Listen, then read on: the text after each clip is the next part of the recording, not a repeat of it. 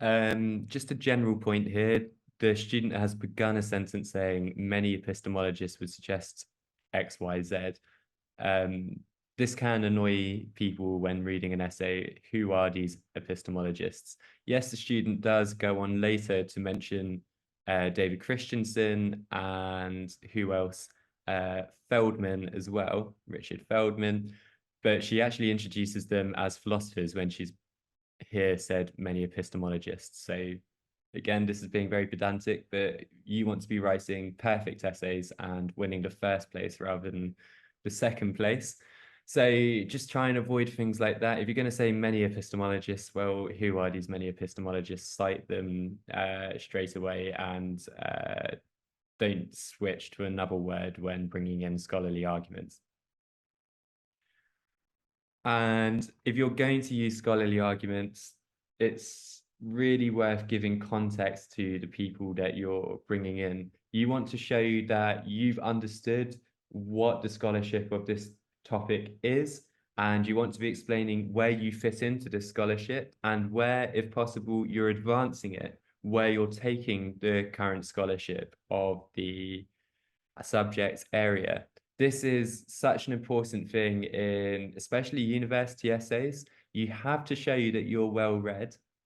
So certainly reference scholars, but another way of showing that you're well read is mentioning the scholars, but also showing where they fit in within the context of the broader scholarship. So not only do you want to mention the classic scholars, so in a philosophy essay, for example, it might be nice to bring in Plato or Aristotle, the OG philosophers, but then you're going to be wanting to bring in scholars from the later scholarship as well. So what is Dr. XYZ from the University of Cambridge saying in 2023 about Plato and Aristotle or about the subject area? You want to show that you know all of these things, and you then want to show where you're coming in within the context of these things as well.